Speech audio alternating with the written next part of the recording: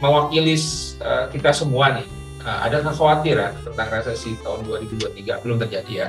Tapi kekhawatirannya sudah banyak menggema di mana-mana, di media, segala macam.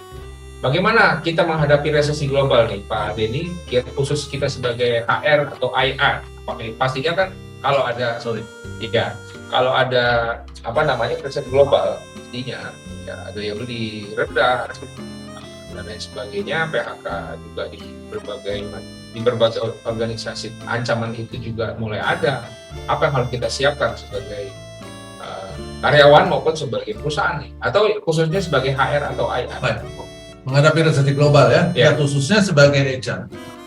Hal pertama yang harus kita lakukan, ini versi saya ya, adalah menenangkan karyawan. Nah, itu penting. Bapak Ibu HR, kita sebagai HR itu adalah, ingat nih ya, the mother of the company. Kita itu emaknya di perusahaan. Betul. Ya. As the mother of the company, salah satu tugas kita adalah menenangkan anak-anak kita supaya mereka tenang dan tetap semangat. Ya. Jangan ikut-ikutan orang-orang yang paling hobi ngancem-ngancem dan nakut-nakutin. Betul. Ya, di luar sana sudah cukup, menurut saya sudah lebih dari cukup. Begitu banyak ya, justru menakut-nakuti. Pesimistis. Tahun depan gelap, lampu mati soalnya. Ya. Jadi harus sedia center dan sebagainya. Wah, itu kalau orang-orang yang masyarakat atau rakyat atau karyawan yang mungkin wawasan atau agak terbatas, atau daya tawarnya yang agak terbatas, mereka menjadi sangat khawatir. Kekhawatiran yang muncul itu membuat dia menjadi stres, depresi, dan itu mengganggu kinerja mereka. Pastinya. Ujungnya kemana? Produktivitas. Produktivitas kemana? Hasil, goal, tujuan dari perusahaan sendiri yang terganggu. Maka kita sebagai HR adalah menetralisir itu. Kita justru harus menetralisirnya. Apabila saya ada di HR di perusahaan, maka yang saya lakukan pertama adalah tenang bos. Urusan resesi, urusan kesulitan itu sudah ada sejak kita hidup. Yang namanya hidup itu isinya masalah. Kalau nggak punya masalah, nggak usah hidup. Ya kan?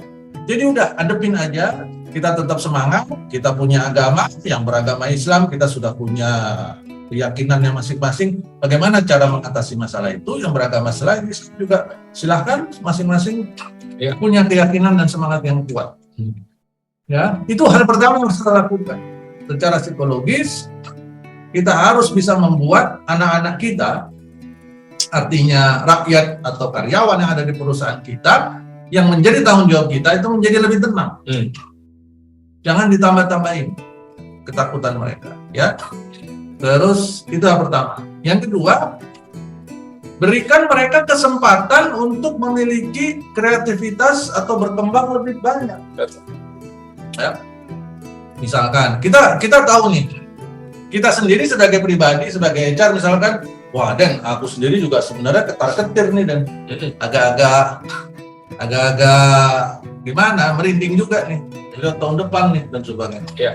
Tetapi karena saya the mother of the company, maka saya harus menenangkan karyawan. Setelah karyawan tenang, padahal dalam hati saya sendiri saya juga agak bingung. Maka yang harus kita lakukan adalah kita juga harus membantu baik kita sendiri maupun si karyawan, terutama karyawan, karena itu tanggung jawab kita, Bapak Ibu, membuat mereka menjadi lebih optimis memandang masa depannya. Ya.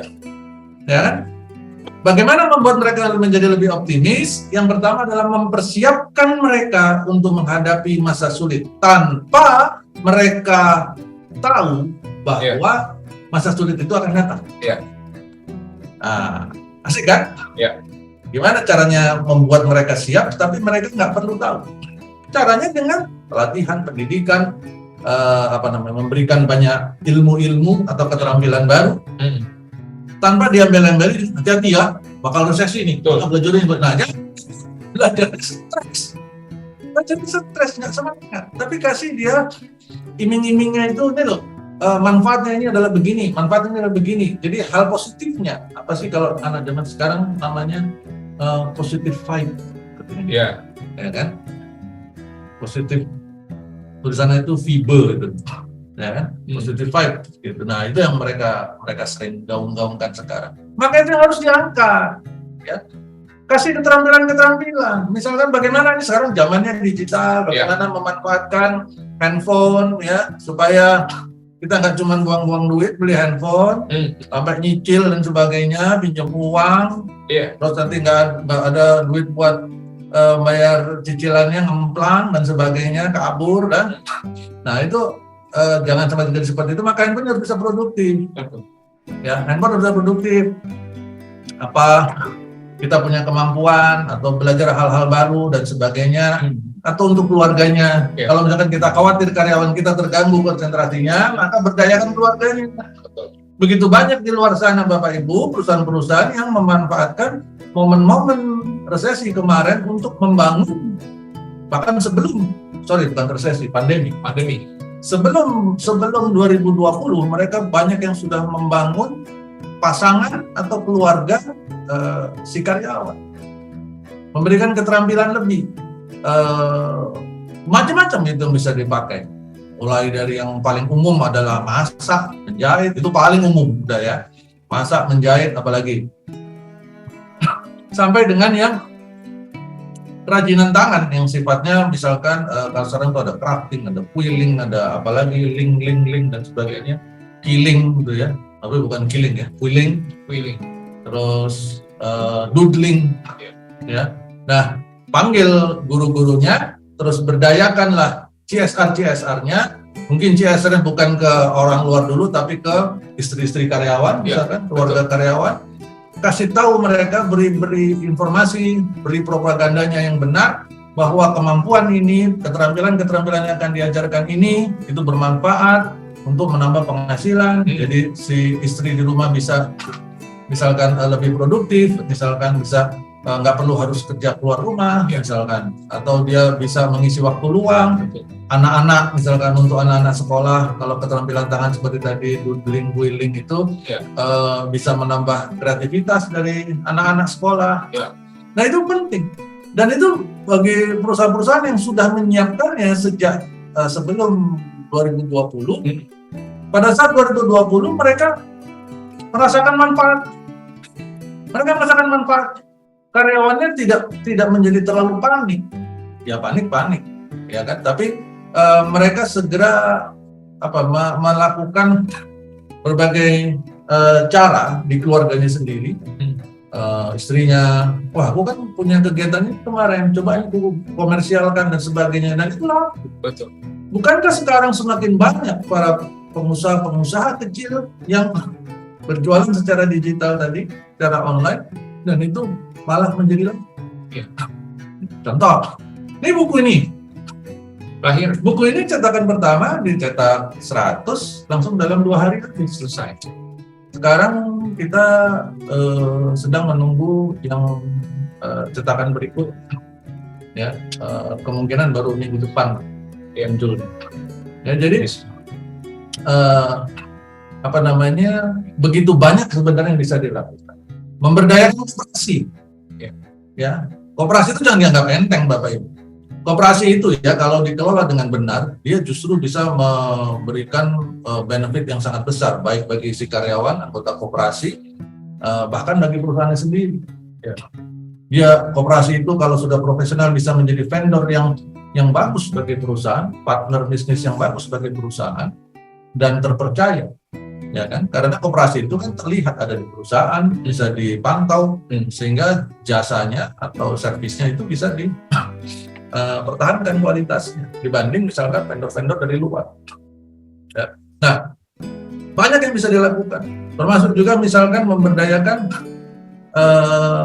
pengetahuan yang dimiliki oleh tim-tim IT. Bagaimana belajar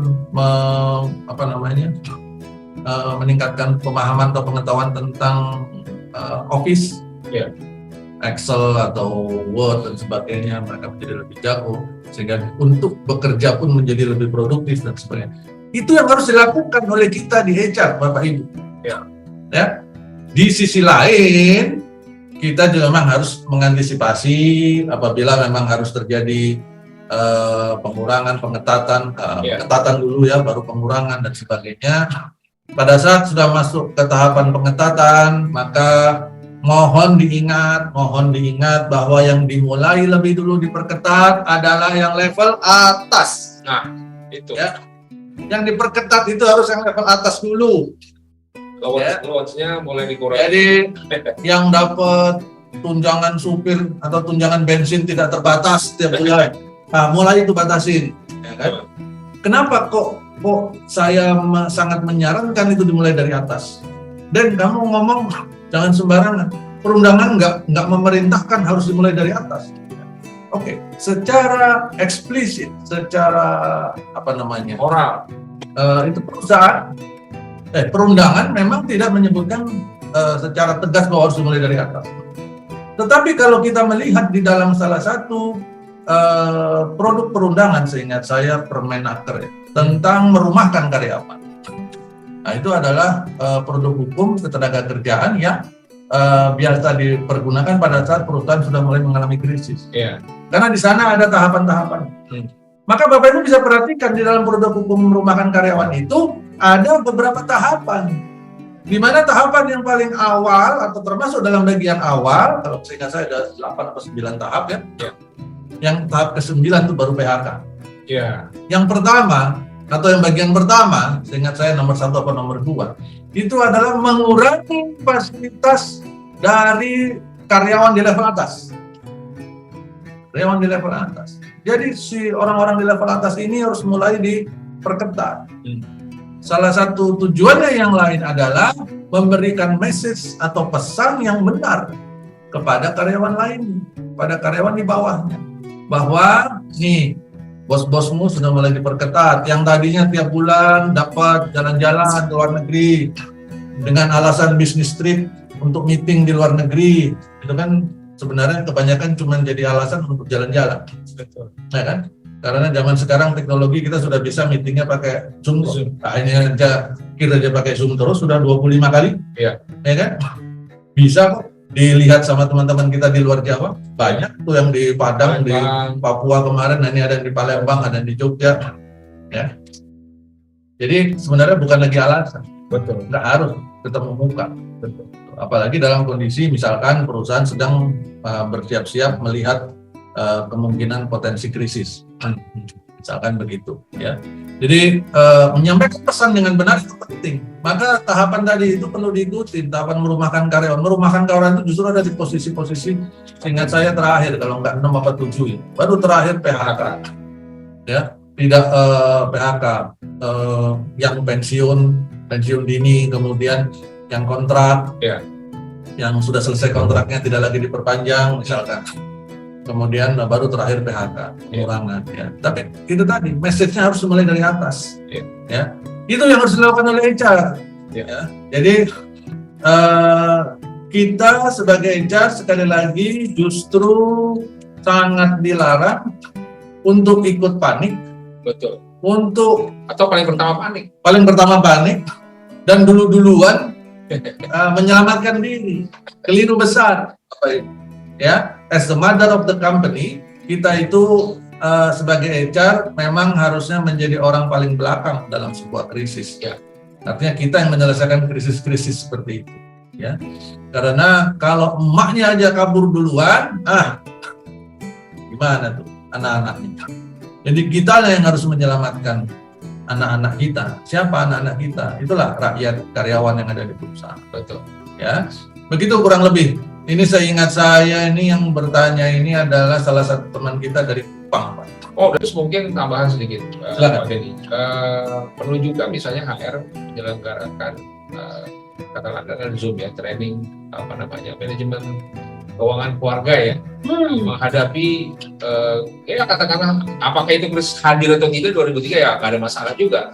Tetapi hari ini kan ketidakpuasan terhadap kompensasi itu bukan hanya berada pada sisi perusahaan, tapi juga karena tingkat kepuasan pengelolaannya. Karena kalau kita bicara need itu terbatas, tetapi bicara want, belanja ya nggak akan pernah puas tuh, akhirnya apa? Konsumtif. Nah, sifat konsumtif karyawan ini juga akan menyebabkan konteksnya ke arah keresahan, ketidakpuasan.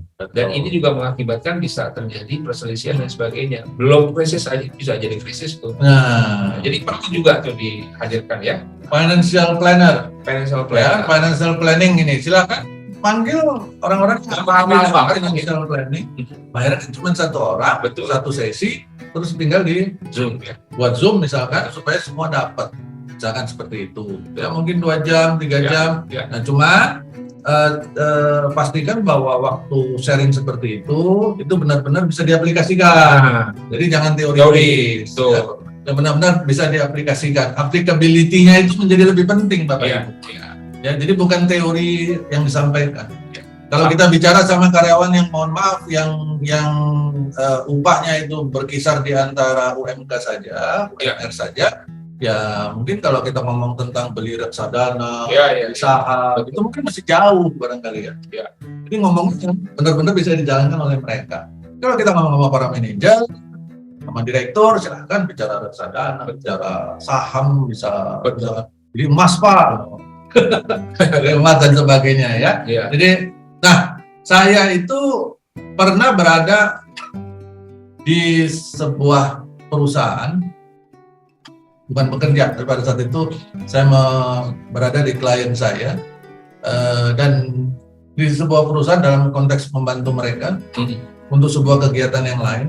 Tetapi dalam berbagai diskusinya saya menemukan fakta-fakta bahwa ini si perusahaan ini sudah memberikan upah dalam porsi yang sangat tinggi, tingkatan yang sangat tinggi. Jadi ngomongnya udah untuk karyawan di level paling bawah, level paling bawah nih dari grading tingkatan karyawan yang paling bawah saja upahnya take home pay yang dibawa pulang setiap bulan ke rumahnya itu sudah 2 digit. Oh, Jadi sudah di atas awalnya juga digit ya. Luar Ya, biasa. kalau UMK DKI aja sekarang 4,5 itu kan baru 1 digit ya. Berarti ini sudah 3 kali. 3 kalinya. Dan ini terjadi di sekitar tahun 2017-2018. Saya pada saat itu berada di sebuah proyek di sana. Dan saya menemukan fakta-fakta itu. Tetapi ada fakta lain yang saya temukan di sana. Di sisi lain dengan segala kenikmatan materi yang mereka miliki, ternyata Bapak Ibu semua, perhatikan ya, mereka itu sekarang lagi resah, khawatir, panik, sering bolos, sering menghilang dari perusahaan. Kenapa? Karena mereka dikejar-kejar oleh debt collector. Waduh, Oh, padahal 2 digit ya. ada 2 digit. Nah, kita ngomong 2 digit itu misalkan 12 juta. 2 juta, sebutkan. Nggak ada, 12 juta paling bawah. Ya. Ya. Kita nggak ngomong apa lah. Paling bawah 12 juta.